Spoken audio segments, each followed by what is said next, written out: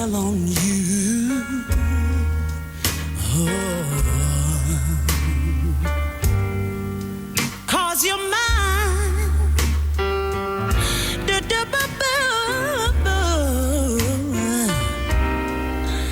You gotta stop the things you're doing.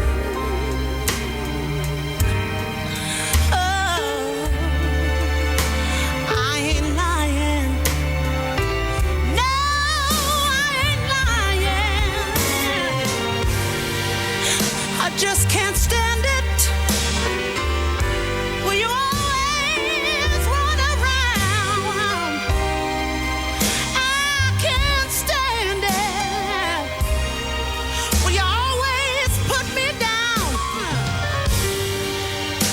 I put a spell on you. 'Cause you're mine.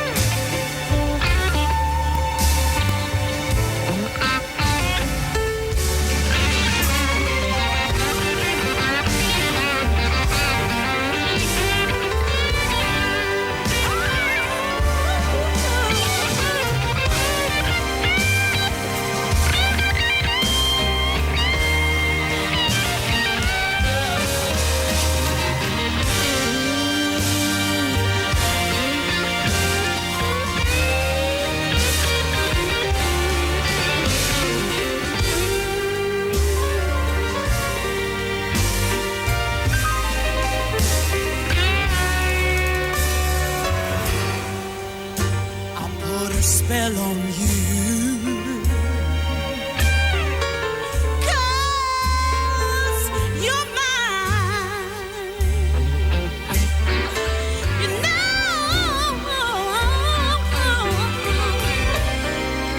you better stop the things that you're doing.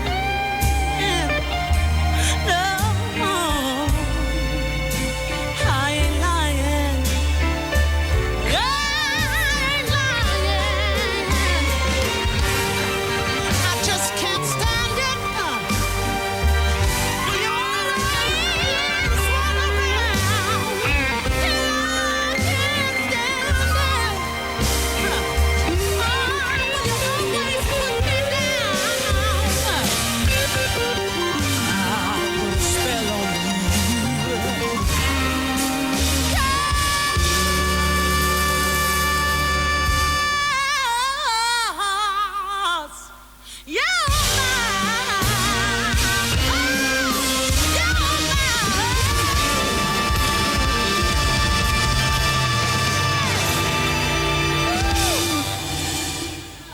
I Put a Spell on You, Misha Paris, featuring David Gilmour. And David Gilmour is one of a member of the Pink Floyd, one of the most popular touring groups of all time. And more importantly than that, he's in the room with us now, and we welcome him as our guest here today. Thank you, Julie. It's a great privilege, an honour to have you here, and marvellous recording that piece with you. First time I've heard it, Jules. It's terrific. Well, I'm pleased that you could... Well, it was all your idea. We did it for a film some 10 years ago. You said that you thought Misha would be able to sing that song beautifully. And your guitar, of course, is beautifully screaming over the middle of it. When did you first pick up a guitar? How old were you? About 14, I think. The first time I performed was at a scout thing, my local scouts, and I just strummed the guitar untuned, without left fingers on it at all. And what sort of tune did you do? Got you. I can't remember.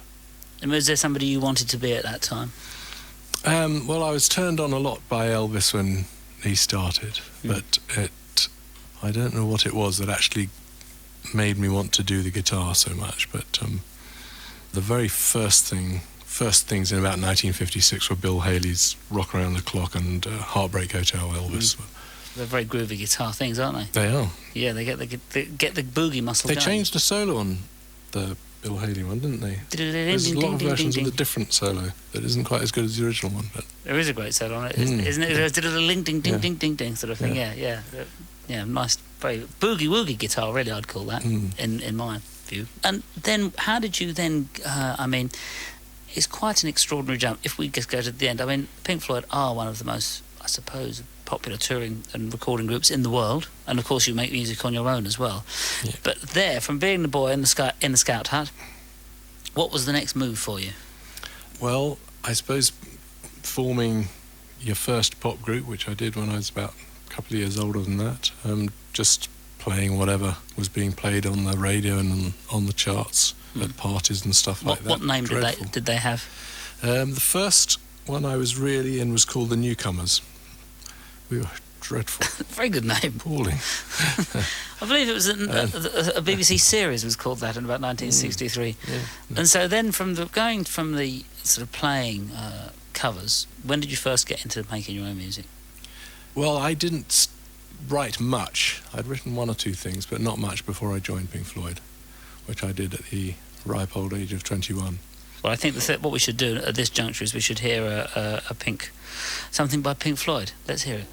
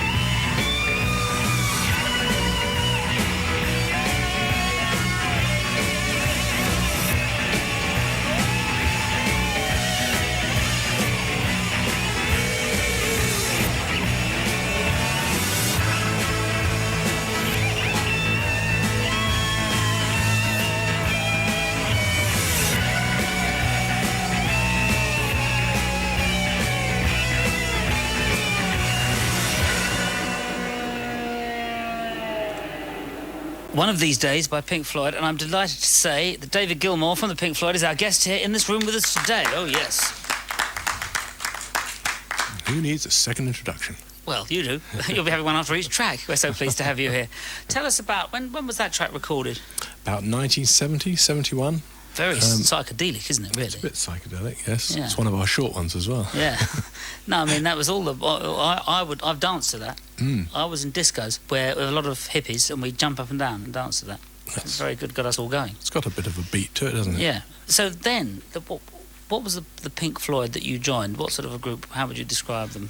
Well, I joined them in as their career was taking a downturn after their first sort of leader and songwriter and resident genius, Syd Barrett, started being incapable of performing, and so they called me up to sort of help to continue what they had going for a little while, and it was a bit of a mess, really, at the time. So you were sort of the clean-up man? I was there to help do that, yes. Yeah. At the time, what sort of gigs were you doing at that time? What sort of gigs would you go? Well, we were the darlings in London, and we would sell out, and it was fantastic. Play the weirdest stuff ever, and it would go down a storm. And everywhere else around the country, and the working men's clubs and all the other places, we'd get booed off and have objects hurled at us, and we'd have to run screaming from the building. I actually saw that happen. Did you? I was in the audience at Dunstable So you'll Civic know it's Centre, true. and I was in the audience and watched it happen. You weren't throwing anything, I were you? didn't throw anything. They weren't ready for us.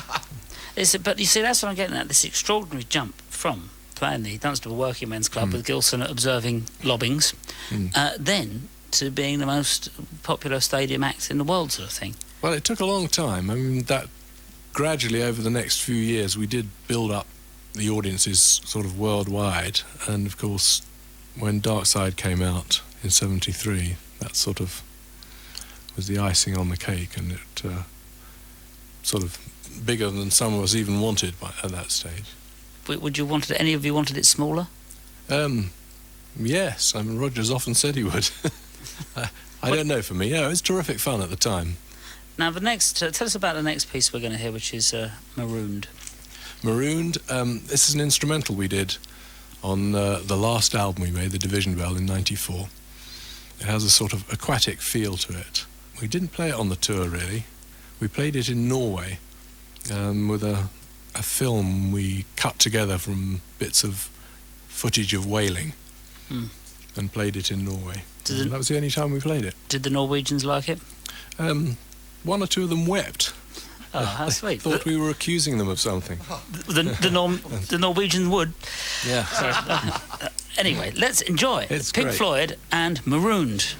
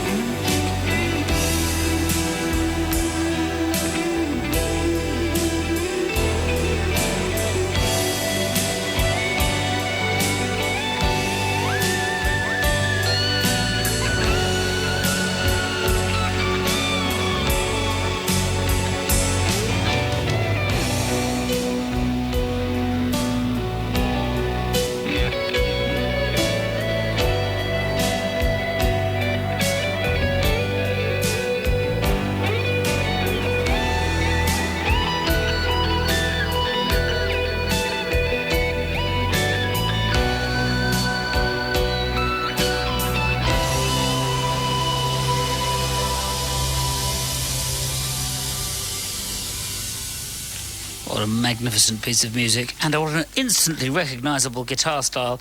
That's Maroon from the Division Bell by Pink Floyd, and David Gilmour is our guest here in the studio. David, are the blues a big influence on you?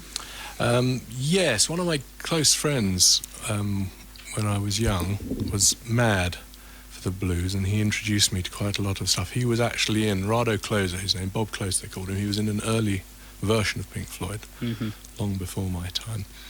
He had a really good knowledge of that stuff from Leadbelly on upwards that he introduced me to.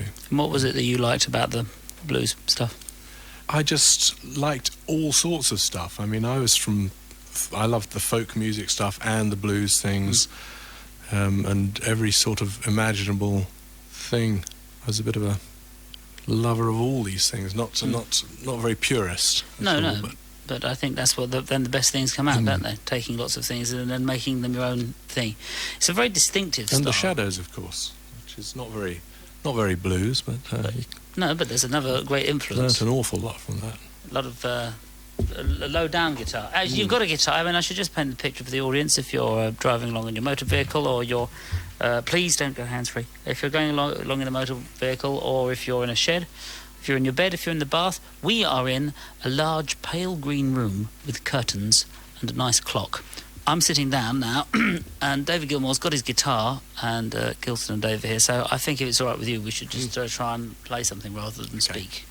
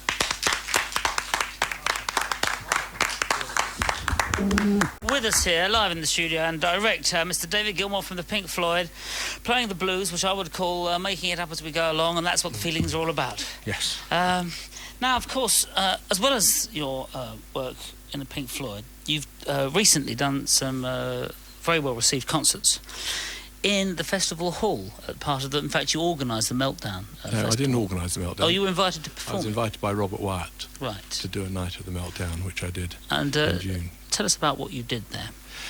Well, I started off from the thought of doing it pretty much acoustically, with a cello, a double bass, and a small gospel choir, and it sort of built up slightly from that. We had piano and percussion, and I did go a little bit electric at times, and did some Pink Floyd, well, mostly Pink Floyd stuff, I suppose, completely rearranged, and one or two other pieces of music. One piece from a Bizet opera called The Pearl Fishers, the song's called Je crois entendre encore. Now that's quite in French. That is quite a. Could you say that again in French? Je crois entendre encore. Now there's quite a lot to say, let alone sing. Now that must have been was that you performing? That must have been quite a shock for a lot of the hardcore Floyd heads. It was quite a shock for me too. The first time we tried it out at home, on a home sort of recording setup, I terrified myself. Polly, my wife, was terrified too. Went bright red with the shock of it. But it worked out really well in the end. And Sam Brown, who was singing, who sings with us, she came and helped organise the choir for you. She did. She said it was amazing. It was in really fact, good, yeah. I think we should hear it right now. Je crois entendre encore caché sous les palmiers sa voix tendre et sonore comme un chant de ramier. Ô nuit, on chanterait ce divin ravissement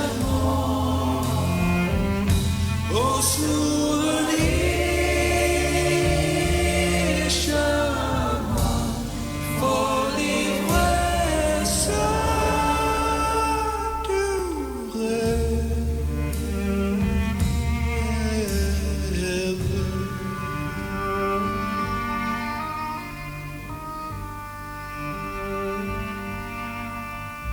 Au clarté des étoiles,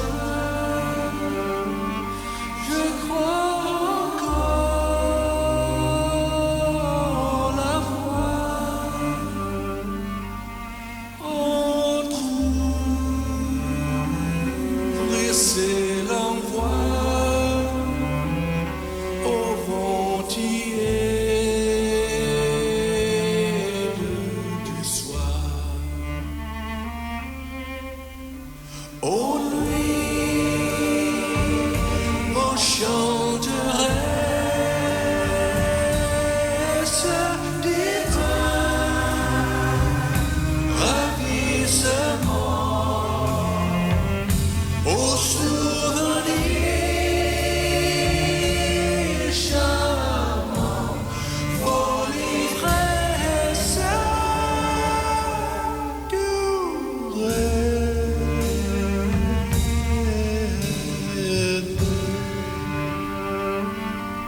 Charmant souvenir, charmant souvenir.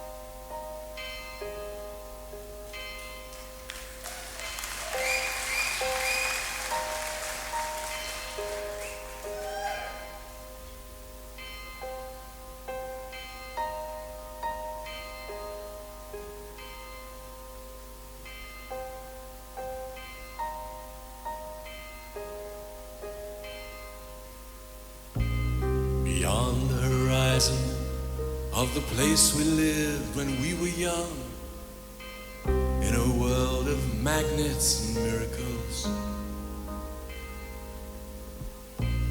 Our thoughts strayed constantly and without boundary. The ringing of the division bell had begun. Along the long road, along down the causeway, do they still meet there by the cut? There was a ragged band that followed in our footsteps, running before time took our dreams away, leaving the myriad small creatures trying to tie us to the ground, to a life consumed by slow decay. The grass was greener, the light was brighter, with friends surrounded, the nights of wonder.